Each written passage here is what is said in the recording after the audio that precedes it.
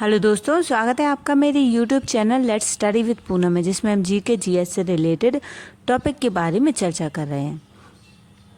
आज हम ऐसे व्यक्ति के बारे में चर्चा करेंगे जिनके गणित के विषय में और खगोल विज्ञान के क्षेत्र में बहुत बड़ा उल्लेखनीय योगदान है। तो आप समझ ही गए होंगे, आज हम आर्यभट्ट के बारे में बात करने वाले हैं। आर्यभट्ट सबसे प्रसिद्ध भारतीय गणितज्ञों में से एक हैं। गुप्त काल में यानी 475 ईस्वी में कुसुमपुरा पाटलिपुत्र में गुप्त राजवंश के दौरान जन्मे और वे खगोल विज्ञान के क्षेत्र में अपने असाधारण ज्ञान के लिए जाने जाते हैं। उन्होंने गणित और खगोल विज्ञान दोनों में कई ग्रंथ लिखे। वे कई गणितीय पुस्तकों के लेखक भी थे, जिन्हें आज भी पवित्र, अत्यंत पूजनीय माना जाता है। उनके कई कार्य खो गए, लेकिन कुछ अभी भी आधुनिक विद्वानों के लिए उपलब्ध हैं। उनके आविष्कारों, खोजों और योगदानों ने हमारे देश को गौरवान्वित किया है। इसने कई नवोदित वैज्ञानिकों को उनके मार्ग पर चलने और खोज करने के लिए प्रेरित किया है। अब हम जानते हैं आर्यभट्ट कौन थे। यह समझने के लिए आर्यभट्ट विज्ञान से थोड़ा आगे चलकर उनके आविष्कारों और खोजों के बारे में जानकारी प्राप्त करना जरूरी है। उनके निजी जीवन के बारे में पर्याप्त जानकारी नहीं है, बल्कि सभी यह जानने के लिए उत्सुक हैं कि आर्यभट्ट ने क्या आविष्कार किया। इसलिए आर्यभट्ट के आविष्कार और आर्यभट्ट की खोजें अभी भी रुचि का विषय हैं, क्योंकि नई पीढ़ी इस गणितज्ञ की महान प्रतिभा को जानने के लिए उत्सुक है। आर्यभट्ट के जन्म स्थान और वर्ष का अनुमान आज भी उनके कार्यों और प्रभावों के आधार पर लगाया जाता है। उनके सबसे लोकप्रिय कार्यों में से एक आर्यभट्टीयम में यह उल्लेख किया गया था कि जब हम कलयुग में 3600 वर्ष आगे थे, तब उनकी आयु 23 वर्ष थी, जो कि 499 ईसा पूर्व से शुरू होती है। इस प्रकार उनके जन्म का वर्ष अनुमानतः 476 ईसा पूर्व लगाया जाता है। गलत फहमी ना हो, आर्यभट्टीय ग्रंथ कलयुग में 3600 वर्ष बाद प्रकाशित हुआ था। यह बहुत बाद की बात है, जब उनकी खोजों और पाठ के कार्य प्राप्त किए गए। उन्होंने हमेशा कुसुमपुर पाटलिपुत्र को अपना मूल स्थान माना, जो वर्तमान में पटना, बिहार में है। उनका वास्तविक जन्म स्थान और जिस परिवार में उनका जन्म हुआ वह आज भी अज्ञात है। अबू रेहान अल-बिरूनी, जिन्हें अल-बिरूनी के नाम से भी जाना जाता है, एक प्रसिद्ध इस्लामिक गणितज्ञ थे, जिन्होंने आर्यभट्ट के कार्यों का अध्ययन किया था। उन्होंने कहा था कि आर्यभट्ट को आर्यभट्ट प्रथम या आर्यभट्ट द एल्डर कहा जाना चाहिए। यह कथन यह दावा करते हुए दिया गया था कि आर्यभट्ट नाम के 2 वैज्ञानिक थे जो उसी काल में रहते थे। इससे हंगामा और भ्रम पैदा हुआ और आर्यभट्ट के जीवन को समझने में मदद नहीं मिली, बल्कि और भी भ्रम पैदा हुआ। यह भ्रम बाद के वर्षों में वर्ष 1926 में वी दत्ता द्वारा दूर किया गया, जब उन्होंने कहा कि अल-बिरूनी ने जिन कार्यों को 2 वैज्ञानिकों का समझा था वे केवल एक ही के थे, और वह थे आर्यभट्ट। गुप्त साम्राज्य में कुसुमपुरा की राजधानी पाटलिपुत्र एक प्रमुख शिक्षण केंद्र था, संचार नेटवर्क का केंद्र था, जिसकी वजह से दुनिया भर के काम आसानी से यहाँ पहुँचते थे, जिससे आर्यभट्ट को प्रमुख गणितीय और खगोलीय प्रगति करने में मदद मिली। ऐसा माना जाता है कि वे कुसुमपुरा में अपने स्कूल कुलपा के प्रमुख थे। बाद में खगोल विज्ञान में अपनी रुचि को आगे बढ़ाने के लिए पाटलिपुत्र में स्थित नालंदा विश्वविद्यालय में अध्ययन करने के लिए गए। उनके अपने विश्वविद्यालय के प्रमुख होने की अटकलें भी बरकरार रहीं। आर्यभट्ट की विरासत वास्तव में बेजोड़ है और कोई भी उनकी प्रमुख उपलब्धियों को विश्व स्तर पर दोहरा नहीं सकता, जो आज भी प्रासंगिक हैं। उनका दूरदर्शी दृष्टिकोण उल्लेखनीय था। आइए आर्यभट्ट के आविष्कारों और खोजों के पर एक नज़र डालते हैं। उनकी प्रमुख रचनाएं जो खोई नहीं है वे हैं आर्यभट्टीय और आर्य सिद्धांत। अपनी दोनों रचनाओं में उन्होंने गणित और खगोल विज्ञान और सहसंबंध का अन्वेषण किया।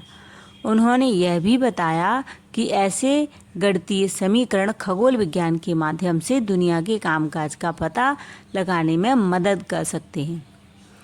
इस पुस्तक को आर्य स्थित भस्म भी कहा जाता है, जिसका सीधा अनुवाद आर्यभट्ट के 108 के रूप में किया जाता है, क्योंकि इस ग्रंथ में 108 श्लोक हैं। यह एक सूत्र के रूप में लिखा गया है, जो सूत्रों का एक संग्रह है, जो एक कथन या वैज्ञानिक सिद्धांतों को लिखने की एक संक्षिप्त तरीका है। ये श्लोक उनकी रचनाएं हैं, जो जटिल गणनाओं को सरल प्रारूप में याद करने का एक तरीका है। 13 परिचयात्मक श्लोकों के रूप में इन्हें 4 अध्यायों या पदों में विभाजित किया गया है।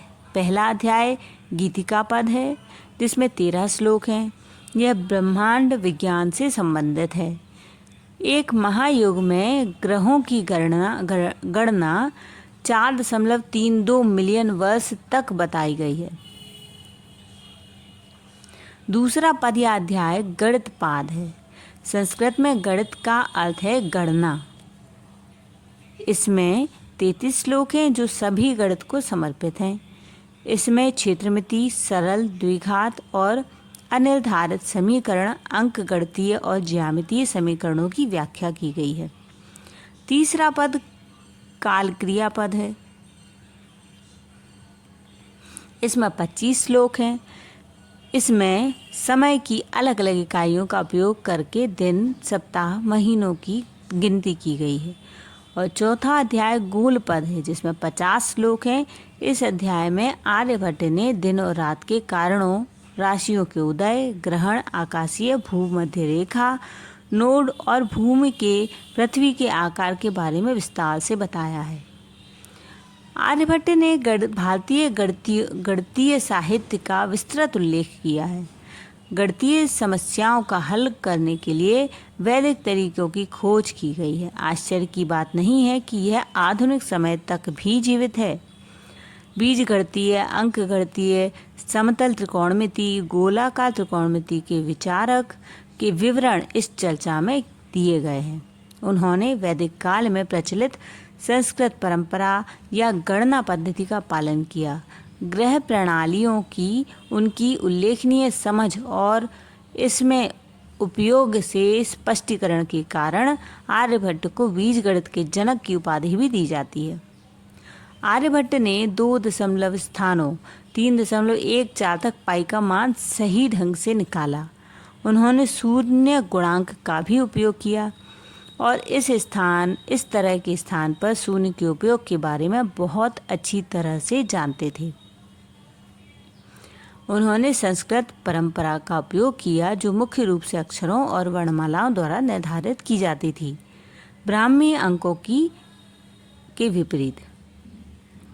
आर्यभट्ट ने सही कहा कि पृथ्वी प्रतिदिन सूर्य के चारों ओर अपनी धुरी पर घूमती है और तारों की गति पृथ्वी के घूमने के कारण होने वाली सापेक्ष गति के कारण प्रतीत होती है। यह उस समय की बहुत लोकप्रिय धारणा के विपरीत था कि आकाश घूमता है। गणना किए गए प्रमाणों के साथ यह समझा गया कि सूर्य केंद्रवाद, सूर्य के चारों ओर और ग्रहों का अक्षीय रूप में घूमना है। उनकी खगोलीय खोजों का प्रमुख रूप से 4 भागों में विभाजित किया गया है।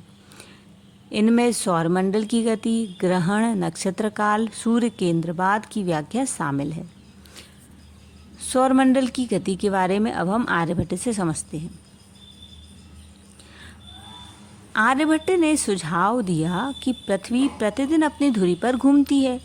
तारों के सापेक्ष गति पृथ्वी की गति के कारण होती है। अपनी पुस्तक आर्यभट्टियम के प्रथम अध्याय में उन्होंने एक युग में पृथ्वी के परिक्रमण की संख्या का उल्लेख किया है। इस घटना को समझने के लिए उन्होंने सौरमंडल का एक ज्यामितीय मॉडल प्रस्तुत किया, जिसमें चंद्रमा और सूर्य को एपिसाइकल द्वारा ले जाया गया था, जिसका अर्थ है कि एक चक्र एक वृत्त दूसरे वृत्त पर घूम रहा है। इस मॉडल के अनुसार ग्रहों की गति 2 एपिसाइकल द्वारा नियंत्रित होती थी। छोटा वाला धीमा था और बड़ा वाला तेज था। पृथ्वी से दूरी के अनुसार ग्रहों का क्रम इस प्रकार था: चंद्रमा, बुध, शुक्र, सूर्य, मंगल, बृहस्पति, शनि और तारामंडल यानी तारों का समूह। ग्रहों की अवधि और स्थिति की गणना बिंदुओं की सापेक्ष गति के आधार पर की गई थी।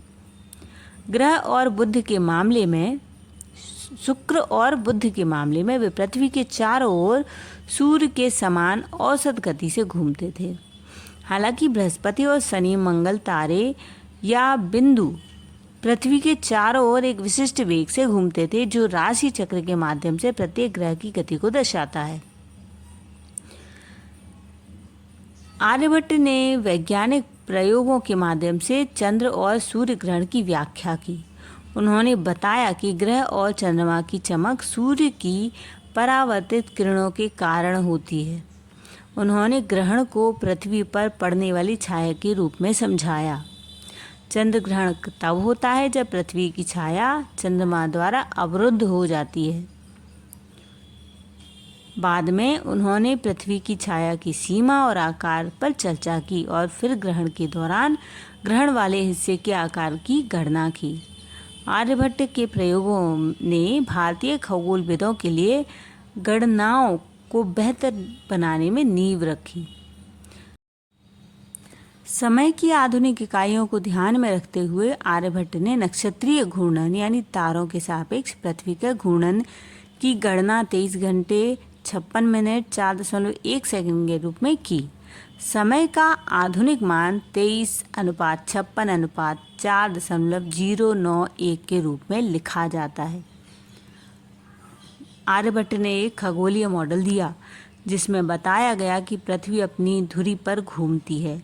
उनके मॉडल ने सूर्य के सापेक्ष ग्रहों की औसत गति की गणना के लिए सुधार भी किया।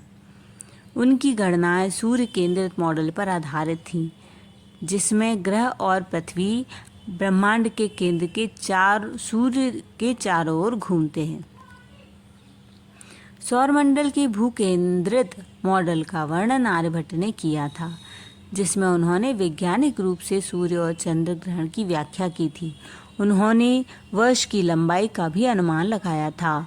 यह 365 दिन 6 घंटे 12 मिनट और 30 सेकंड है, जो आज की गणना से केवल 3 मिनट 20 सेकंड अलग है। आर्यभट्ट वैज्ञानिक की मृत्यु के बारे में हम जानें तो आर्यभट्ट की मृत्यु 74 वर्ष की आयु में एक सफल गणितज्ञ, खगोल शास्त्री और वैज्ञानिक के रूप में हुई। उनकी मृत्यु का स्थान अभी भी अज्ञात है। ऐसा माना जाता है कि उन्होंने अपना अधिकांश जीवन कुसुमपुरा पाटलिपुत्र में ही बिताया है। भारतीय खगोलीय परंपराएं और अन्य संस्कृतियां आर्यभट्ट के काम से बहुत प्रभावित थीं। उनके काम और प्रयोग गणनाओं का अन्य खगोलविदों की मदद के लिए कई भाषाओं में अनुवाद किया गया। इस्लामी स्वर्ण युग के दौरान अरबी अनुवाद विशेष रूप से प्रभावशाली था। उनके कुछ परिणामों का हवाला अल-बरूनी और अल-ख्वारिज़मी जैसे महान अरब गणितज्ञों ने दिया है, जो मानते थे कि पृथ्वी अपनी धुरी पर घूमती है। Cosine, sine, inverse sine, versine के लिए आर्यभट्ट की परिभाषाओं ने त्रिकोणमिति को जन्म दिया। वे 3.75 डिग्री के अंतराल से 0 से 90 डिग्री तक साइन और वर्साइन तालिकाओं को 4 स्थानों की सटीकता के साथ निर्धारित करने वाले पहले गणितज्ञों में से एक थे। त्रिकोणमितीय फलनों की आधुनिक नाम साइन और कोसाइन संस्कृत शब्दों जिया और कोजिया के लिए किया गया है, जिसे उनके द्वारा प्रस्तुत किया गया था।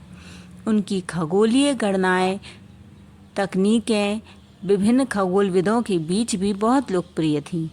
अरबी खगोलीय तालिकाओं जीज को बनाने के लिए उनका व्यापक रूप से उपयोग किया गया। इसके साथ ही उनकी कैलेंडर गणनाओं का उपयोग भारत में हिंदू कैलेंडर पंचग्राम बनाने के लिए भी किया गया था। इस कैलेंडर ने इस्लामी कैलेंडर जलाली का आधार बनाया, जिसे 1073 ईस्वी में इस्लामिक खगोलविदों के एक समूह द्वारा पेश किया गया था। इस कैलेंडर के संशोधित संस्करण अभी भी अफगानिस्तान और ईरान में उपयोग किए जाते हैं। आर्यभट्ट के कार्यों के लिए उन्हें सम्मानित करने के लिए बिहार सरकार ने इच्छुक छात्रों के बीच खगोलीय ज्ञान को बढ़ावा देने के लिए आर्यभट्ट ज्ञान विश्वविद्यालय की स्थापना की। साथ ही पहले भारतीय उपग्रह के नाम भी उनके नाम पर रखा। आर्यभट्ट के बाद से किसी भी भारतीय वैज्ञानिक का योगदान कभी भी एक जैसा नहीं रहा। उन्होंने वास्तव में दुनिया का ध्यान भारत की ओर आकर्षित किया। वैज्ञानिक ज्ञान और मूल रखने के मामले में जिसने दुनिया में बदलाव लाया, उन्होंने उस समय चल रही कई मान्यताओं को चुनौती दी और उनका खंडन किया। गणनाओं के माध्यम से इसके सत्य होने के प्रमाण प्रस्तुत किए और इतने वर्षों बाद भी उनका काम सावधानी पूर्वक सटीकता से नहीं डिगा है।